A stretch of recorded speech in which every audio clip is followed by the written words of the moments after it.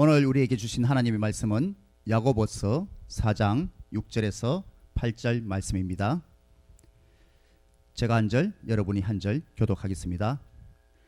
그러나 더욱 큰 은혜를 주시나니 그러므로 일렀으되 하나님이 교만한 자를 물리치시고 겸손한 자에게 은혜를 주신다 하였느니라. 그런즉 너희는 하나님께 복종할지어다. 마귀를 대적하라. 그리하면 너희를 피하리라. 하나님을 가까이 하라. 그리하면 너희를 가까이 하시리라.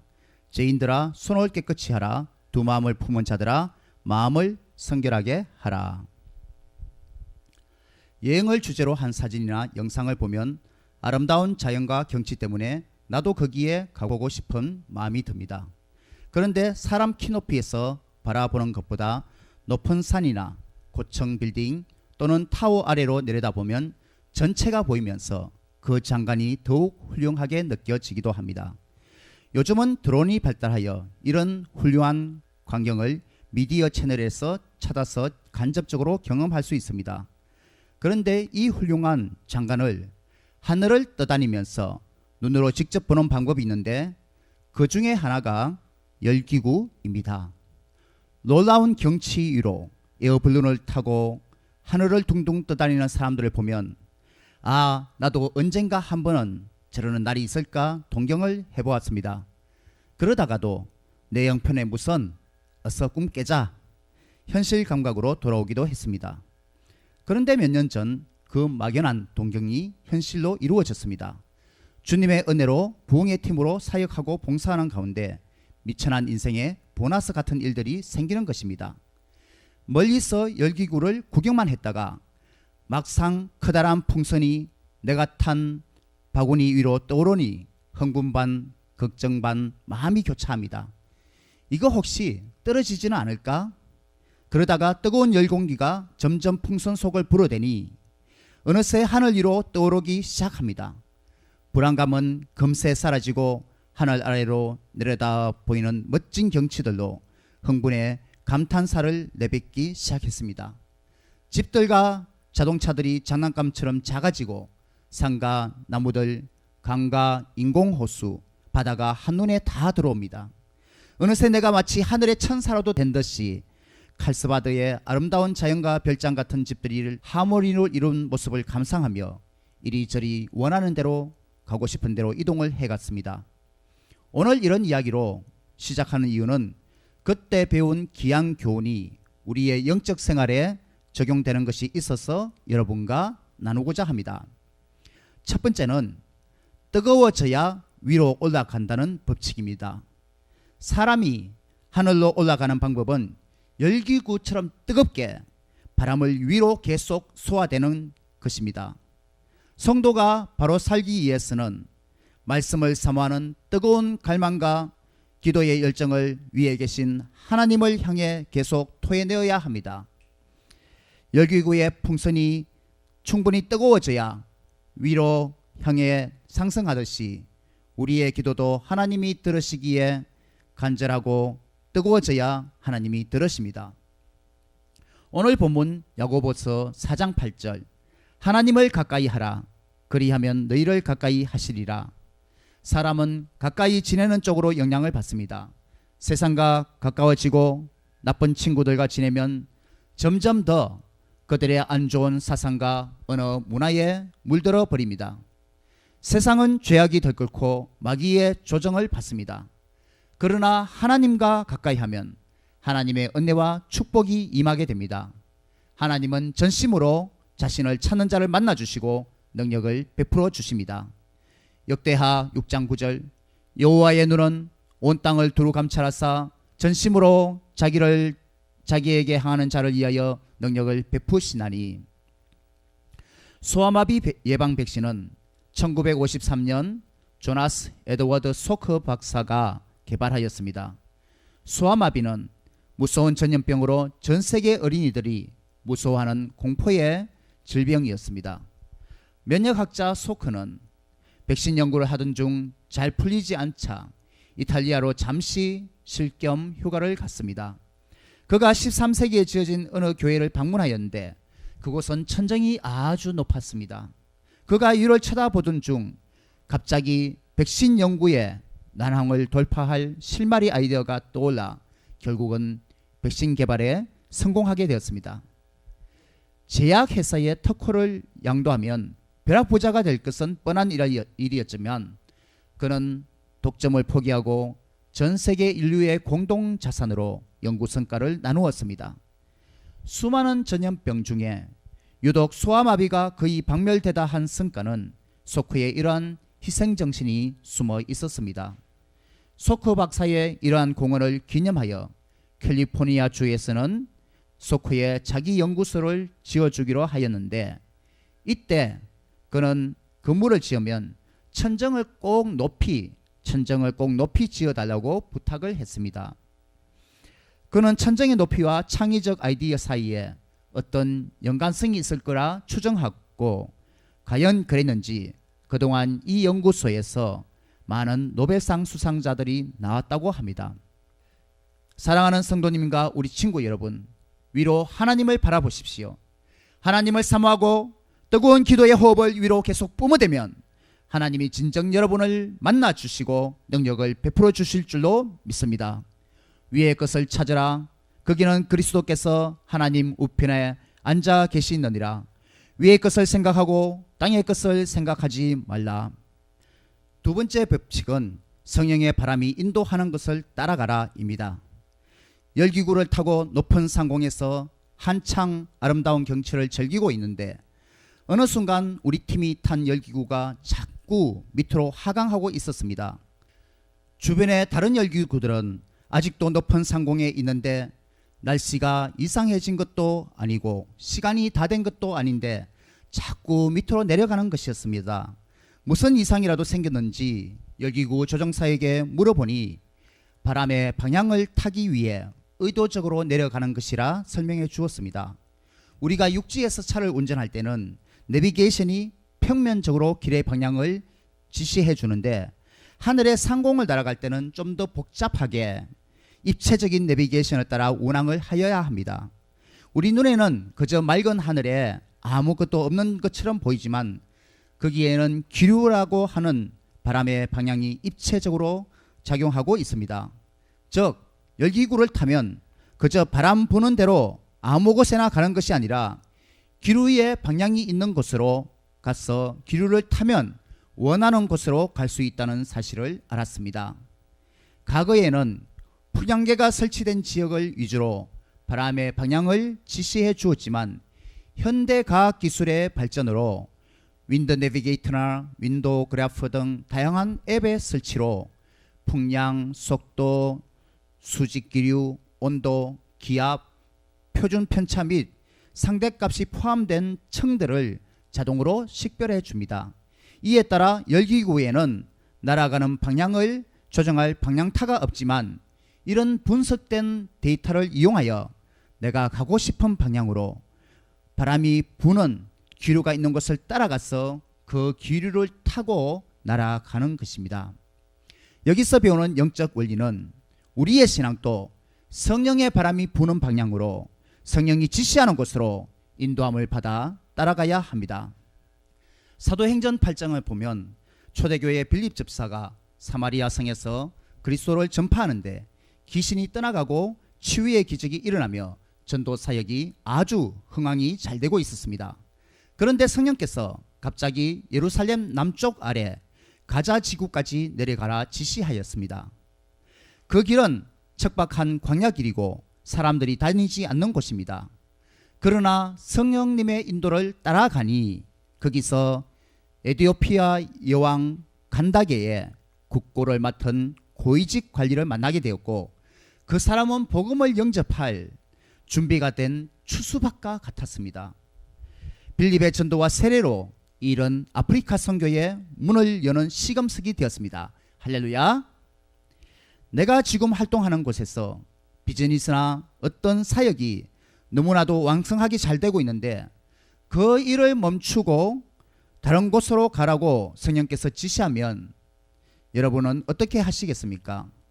이것이 과연 성령의 뜻인지 반문하고 의심을 하는 사람들이 의외로 많습니다. 그리스도인이라 하면서 하나님의 뜻보다는 자기 생각과 주장을 하는 사람들이 많은 것입니다. 빌립을 비롯하여 초대교회의 집사님들과 사도들은 성령님의 음성에 민감하여 성령님의 뜻에 따라 순종하였습니다. 이것이 초대교회와 선교사역이 폭발적으로 부흥하게 된 원동력입니다. 사랑하는 여러분, 성령님이 인도하시는 곳을 따라가서 성령님의 기류를 타시길 바랍니다. 어떻게 인도함을 받는지 너무 복잡하게 생각하지 마세요. 성경을 매일 읽고 기도도 매일 하는 이유는 마치 기류 분석 기기의 내비게이터를 매일 켜놓는 것과 같습니다. 하나님과 동행하고 신비한 영적 세계를 경험하기 원하시는 분들은 손들어 보세요. 그렇죠? 여러분 다 경험하기 원하시죠? 여러분이 매일 성경 읽고 기도하면 하나님의 음성에 민감해지고 성령님의 인도함을 받게 될 것입니다. 성령의 바람을 타고 천국의 비밀의 방까지도 마음껏 오르락 내리락 하는 하나님의 메신저들이 다 되시기를 바랍니다. 세 번째 법칙은 영적 고도를 낮추어야 할 때를 분별하라입니다. 열기구가 작동하는 원리는 생각보다 단순합니다. 더운 공기는 위로 올라가고 차가운 공기는 아래로 내려갑니다. 열기구에는 방향타나 핸들이 없지만 고도를 높이고 낮추는 이유는 기류를 타기 위해서입니다. 이쯤 되면 우리 인생에서도 하나님이 왜 우리를 높이시기도 하고 때로는 낮추시기도 하는지 영적 원리를 파악했으면 좋겠습니다. 우리 인간은 동물이나 기계에 비하면 나약하기 그지없습니다. 맹수는 강력한 이빨과 발톱, 들이받을 수 있는 뿔 같은 것들이 있지만 물리적인 힘은 사람이 상대적으로 약할 수밖에 없습니다. 비행기나 열기구를 타고 높이 올라가 하늘에서 내려다보니 우리 인간은 지극히 작은 존재라는 것입니다. 지상에 있을 때는 내가 커 보이고 사람이 세운 빌딩들이 높고 대단해 보였지만 위로 높이 올라갈수록 깨닫는 것은 땅에서 내가 대단하다고 생각했던 것들이 점점 더 티끌처럼 작은 것들이란 것을 알게 되었습니다. 그래서 인간은 자기 힘으로 사는 것이 아닙니다. 상대적으로 나약하지만 지혜로운 사람은 인생이 하나님을 의지하고 하나님의 힘으로 살아가는 것임을 깨달은 사람입니다. 내 공로는 없고 모든 것이 하나님의 은혜로 되었다는 것을 고백하는 사람입니다. 나한테 어떤 힘, 작은 모타라도 돌려서 기류의 방향을 바꾸는 게 아니라 내가 할 수 있는 건 하늘을 향해 기도의 불을 뿜어내고 내가 올라가야 할지 내려가야 할지 때를 분별하는 것입니다. 내 힘이 아니라 성령의 기류를 타고 성령께서 원하시는 방법으로 나를 맡기고 흘러가는 것입니다. 사람은 모두 올라가기를 좋아합니다. 자기가 높아지는 것을 좋아하고 한번 권력과 파워를 맛본 사람은 내려갈 줄을 모릅니다. 높아만 지다 교만하게 되고 결국은 하나님의 심판을 당합니다. 하나님께서 때로는 나를 낮추시는 이유는 겸손함을 더욱 훈련하시기 위함입니다. 야고보서 4장 6절에 하나님은 교만한 자를 물리치시고 겸손한 자에게 은혜를 베푸신다 하였습니다. 7절에서는 너희는 하나님께 복종할지어다. 여기서 복종하라 히포타게테의 문자적 의미는 군사적 용어로서 자신을 더 낮은 위치에 두라, 철저하게 자신을 낮추라는 말씀입니다. 영어 성경 KJV에서 스미트 복종이라는 단어를 New Living Translation에서는 humble이라고 번역하여 하나님 앞에서 자신을 겸손하게 따르라고 말합니다. 즉, 이 복종이란 말은 겸손하게 자신을 낮추고 따른다는 말씀이지요. 겸손과 복종, 즉 순종은 별개가 아니라 항상 같이 붙어 신앙생활에 적용되어야 합니다. 성 어거스틴을 따르는 제자들이 와서 질문하였습니다. 예수님 잘 믿는 비결이 무엇입니까? 그는 첫째로 겸손이라고 대답하였습니다. 그러면 둘째는 무엇입니까, 선생님? 겸손입니다. 셋째를 물으니 그것도 겸손이라고 대답하였다고 합니다. 이렇게 신앙생활에서 겸손이 중요한 이유는 겸손해져야만 하나님의 명령에 순종하고 성령께서 인도하시는 방향을 따라 성령의 바람을 타기 때문입니다. 다윗은 하나님 앞에서 자신을 낮추어야 할 때를 분명히 알았습니다. 사울에게 쫓겨다닐 때 다윗이 더는 이스라엘에 숨을 곳이 없자 원수의 나라 블레셋, 그것도 골리앗의 출신 도시인 가드에 가서 미친 행세를 하며 목숨을 연명하였습니다. 다윗이 이런 비참한 신세를 견디며 자신을 철저히 낮추며 견뎌야만 했던 이유는 성령의 바람이 불어 자신을 이스라엘 왕으로 세우리라 언약하신 하나님의 약속을 분명히 믿고 하나님의 때를 기다리며 하나님만을 철저히 바라보았기 때문입니다. 나중에 사울을 처단할 절호의 기회가 2번이나 찾아왔지만 다윗은 자기 손이 아니라 하나님의 손에 철저히 맡겼습니다. 이것이 그 기나긴 영적 전쟁, 도망자의 생활, 철저히 낮아짐의 훈련에서 배운 최후 승리의 비결입니다. 총알이 빗발치듯 날아올 때는 낮은 포복을 하며 자신을 철저히 낮추는 자만이 살아남습니다. 성령님의 음성에 민감하여 내가 일어서야 할 때인지 더욱 낮추어야 할 때인지 분별하여 고도를 조정해야 합니다. 여러분, 겸손해야 합니다. 신앙생활의 첫째, 둘째, 셋째가 모두 겸손입니다. 그래야만 영적 전쟁에서 승리할 수 있습니다. 마지막으로 빌딩의 법칙을 제시하면서 오늘 말씀을 마치고자 합니다. 빌딩에서 출입구는 항상 아래층에 있다는 사실입니다. 우리의 인생에 새로운 시즌이 오게 하고 다른 단계로 이동하기를 원하세요? 아무리 높은 빌딩이라도 다른 건물로 이동하려면 먼저 아래로 내려와야 하듯이 신앙도 겸손, 먼저는 내려와야 합니다. 영적으로 항상 겸손해져야 하고 아래로 내려가는 섬김의 자세를 가져야 합니다. 나 자신이 낮아질 때 영적 세계의 이동 출입구가 보이기 시작합니다. 마태복음 20장 27절, 너희 중에 누구든지 으뜸이 되고자 하는 자는 너희의 종이 되어야 하리라. 우리 주님 예수님도 자기 목숨을 많은 사람의 대속물로 주려고 멸시천대 십자가의 형벌을 건디시고 사명완수를 위해서 철저히 낮아지셨습니다. 그리고는 하나님께서 다시 일으키시고 하늘 높이 다시 올리셨습니다. 사랑하는 성도님 여러분, 열기구를 통해 배운 오늘 3가지 영적 원리를 여러분의 신앙생활에 적용하시길 바랍니다. 첫째, 뜨거워져야 위로 올라갑니다. 기도의 불을 뜨겁게 뿜으며 날마다 하나님께로 올라가시길 바랍니다. 둘째, 성령께서 인도하시는 곳으로 성령의 바람을 타고 전진해 나가시길 바랍니다. 셋째, 때로는 영적 고도를 낮추어야 할 때를 분별하여 주님이 인도하시는 새로운 시즌으로 이동하고 믿음의 업그레이드가 다 되시기를 주님의 이름으로 축복합니다. 기도하겠습니다. 사랑의 하나님 아버지, 감사합니다. 오늘 3가지 영적 교훈을 배웠습니다. 하나님, 우리가 항상 하나님 앞에 뜨겁게 기도를 뿜으면서 살아가게 하여 주시고 날마다 하나님께 올라가게 하여 주시옵소서. 하나님, 또 우리가 항상 겸손한 자세를 가지고 또 성령님께서 인도하시는 곳으로 성령의 바람을 타고 나아가게 하여 주시옵소서. 하나님 아버지, 내가 출입할 때를 알게 하여 주시옵소서. 주님께서 멈추라 하시면 멈추고 주님께서 가라 하시면 가고 내가 일어나야 할 때, 내가 잠잠히 지키고 있어야 할 때를 알게 하여 주시옵소서.